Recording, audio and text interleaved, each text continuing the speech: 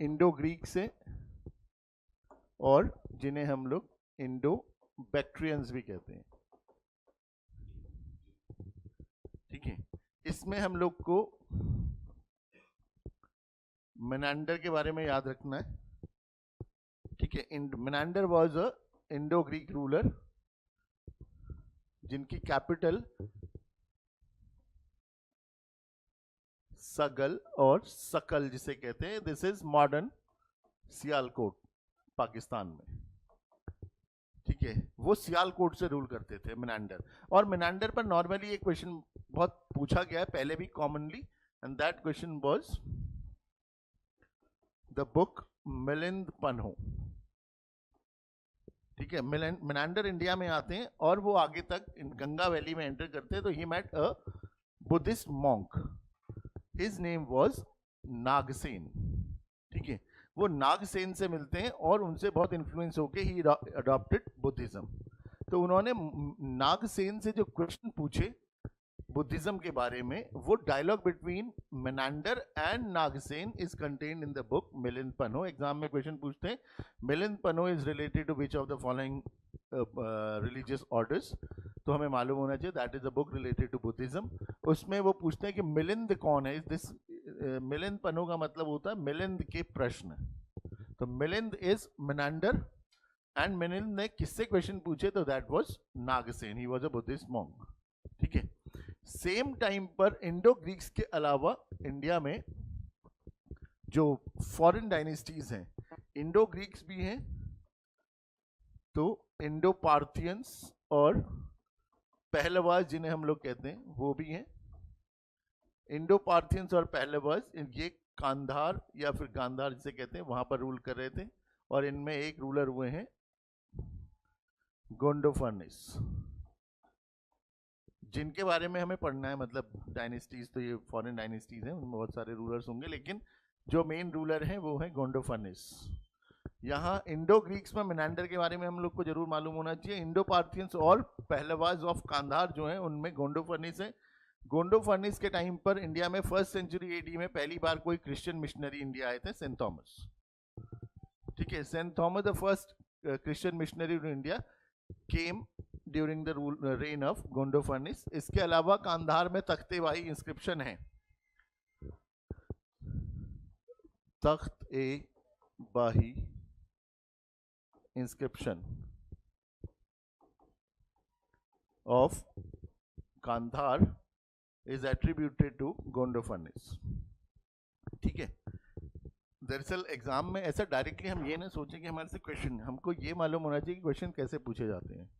अगर वहां पर ये क्वेश्चन पूछा कि ये कौन, इनमें से कौन से इंस्क्रिप्शन कनिष्क के साथ एसोसिएट हैं, तो अगर ये है तो हमें मालूम होना चाहिए कि उनके साथ एसोसिएटेड नहीं है।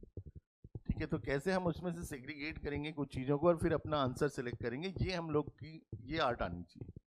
तो इसके लिए हम लोग को अलग अलग तरीके से थोड़ा सा इंफॉर्मेशन जरूर होनी चाहिए। ठीक है, ये लोग हैं। इसके साथ में साइथियंस और साकाज जो हैं वो भी इंडिया में हैं। इंडिया में उनकी 2 ब्रांचेस बहुत इंपॉर्टेंट पॉपुलर हुई हैं। एक अपर डेक्कन और एक उज्जैन ब्रांच। ठीक है, ये साकाज की ब्रांच जो उज्जैन वाली ब्रांच है, ठीक है, इसको संस्कृत में पुराणों में कर्दमकाज कहा है। और जो अपर डेक्कन ब्रांच है ये नासिक से रूल किया इन लोगों ने कुछ टाइम, इनको क्षहर्ताज संस्कृत पुराणों में नाम दिया है।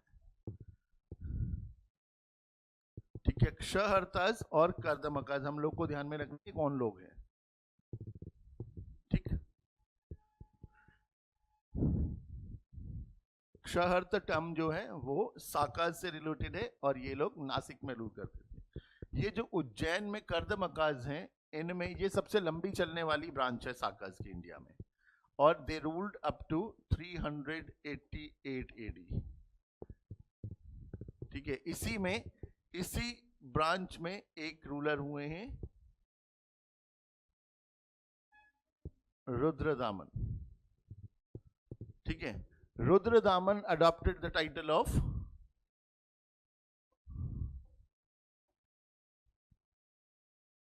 महासत्रप। सत्रप जो टर्म है वो क्षत्रिय संस्कृत के क्षत्रप से बनी है।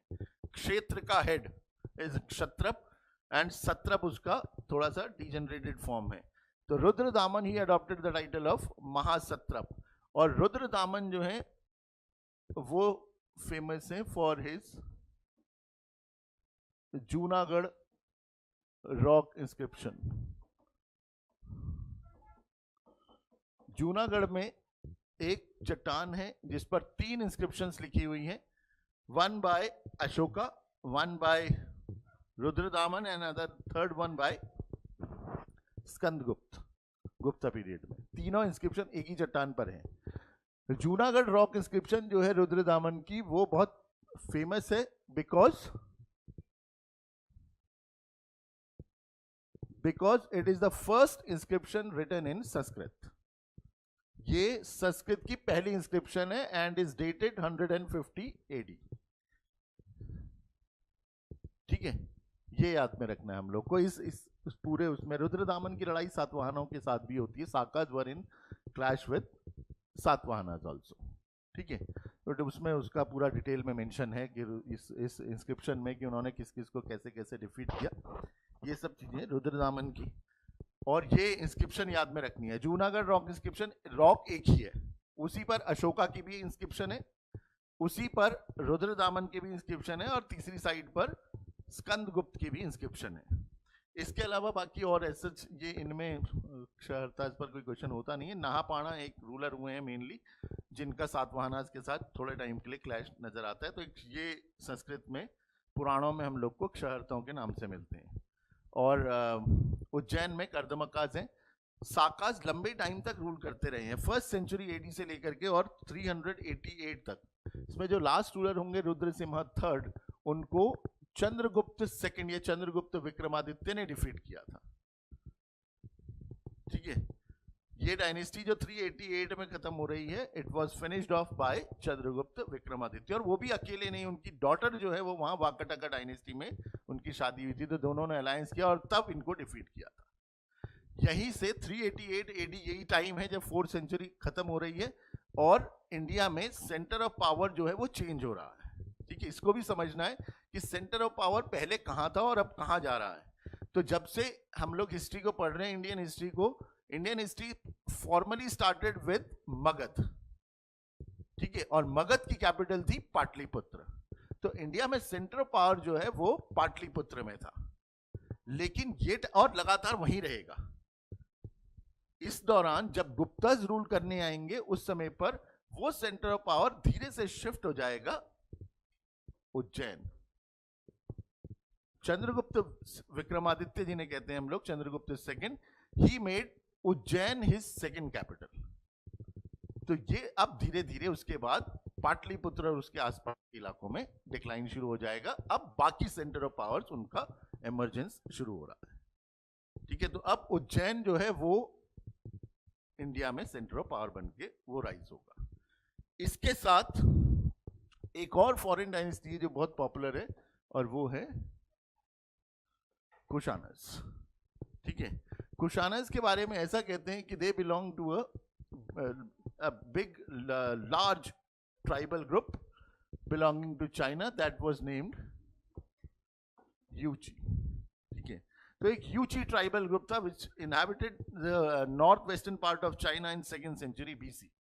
वहां पर वो लोग जब ये ग्रेट वॉल ऑफ चाइना बनने लगी तो वो लोग नीचे की तरफ आ गए। नीचे की तरफ और ग्रुप थे, उनके साथ लड़ाई होती है और वो और नीचे की तरफ आते और कांधार वगैरह इलाकों में आकर के अपने आप को सेटल कर लेते हैं। इसमें 2 मेन फैमिली दिखती हैं, एक कैटफिशिस फैमिली और एक कनिष्क की फैमिली है।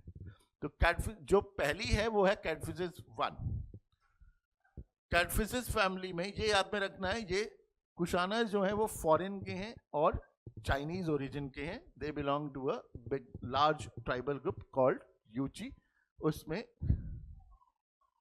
Kadphises first and Kadphises second. ये दो पहले रूलर्स हुए, इनको हम लोग कुजाला कैडफिसेस कहते हैं और इनको वीमा कैडफिसेस।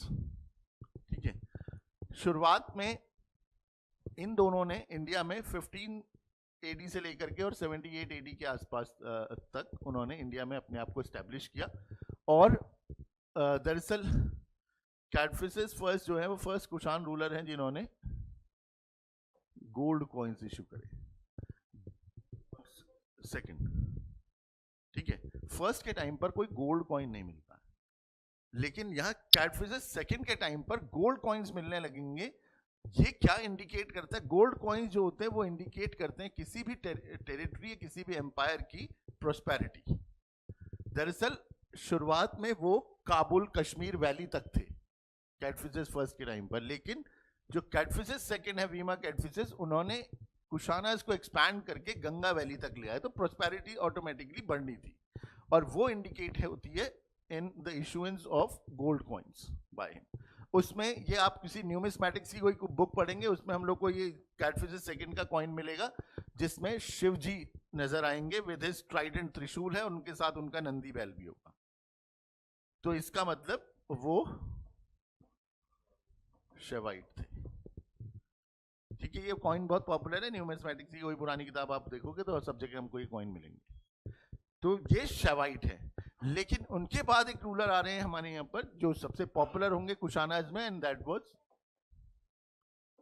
कनिष्क। कनिष्क हिस्ट्री में बहुत फेमस है और इंडिया में आज भी उनका नाम इसलिए इंपॉर्टेंट है, इसलिए जिंदा है, because in 78 AD Kanishka is believed to have started the Saka era. Saka era इसलिए इंपॉर्टेंट है because it is the official calendar of government of India. Bharat जो भारत सरकार का ऑफिशियल कैलेंडर है, Saka era was started by Kanishka in 78 AD।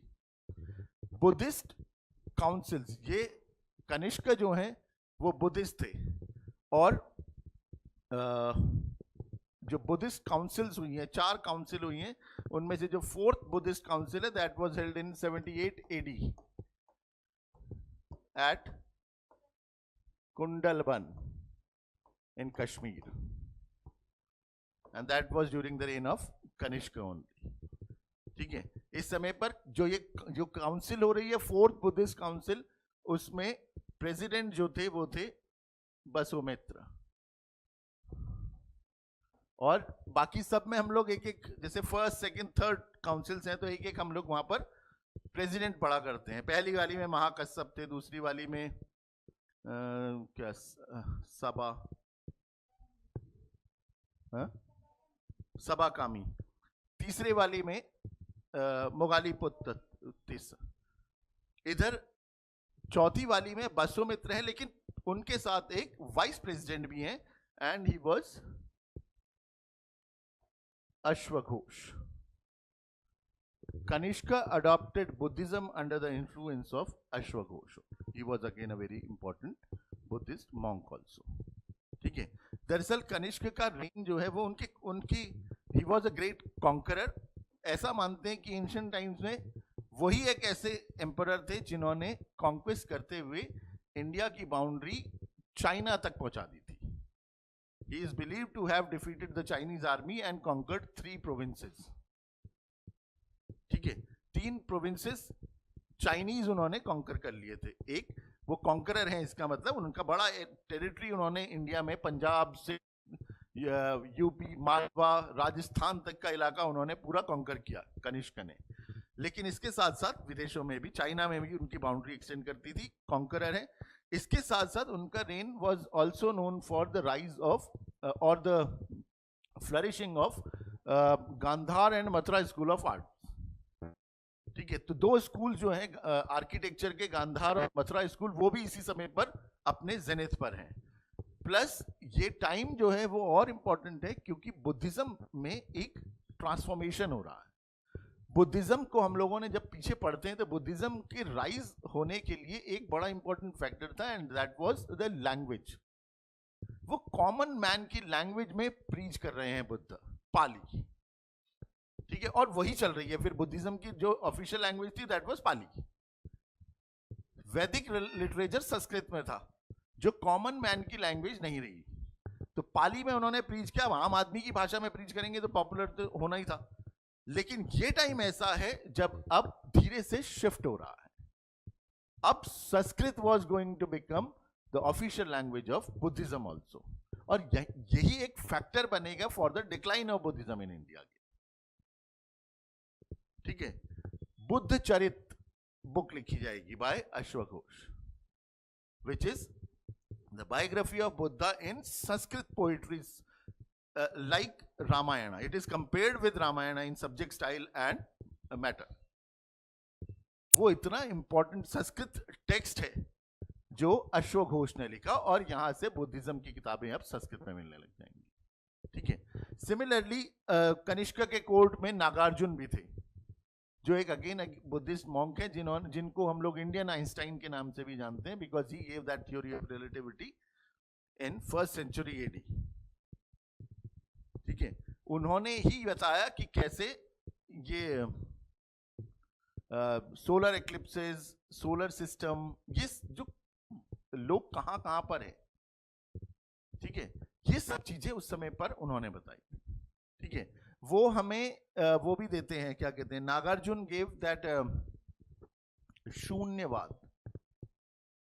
ठीक है, शून्य क्या है, तो शून्यवाद जो है बुद्धिज्म की एक बहुत इंपॉर्टेंट थ्योरी है, जहां पर शून्य का मतलब क्या होता है, तो नॉर्मली हम लोग शून्य का मतलब समझते हैं कि कुछ नहीं है, बट शून्य अगर कुछ नहीं होता तो फिर होता ही क्यों?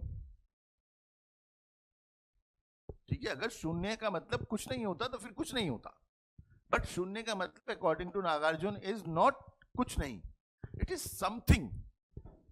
हम लोग कहते हैं कि जीरो है, इसका मतलब बताएं तो बोला कुछ नहीं है, लेकिन नहीं, जीरो का कुछ तो है ना, ये it is something which is indescribable, जिसको डिस्क्राइब नहीं कर सकते। इसलिए बुद्ध जो है वो जब उनसे के बारे में क्वेश्चन किया गया तो वो शांत रहे, उन्होंने नीदर एक्सेप्टेड और डिनाइड इट।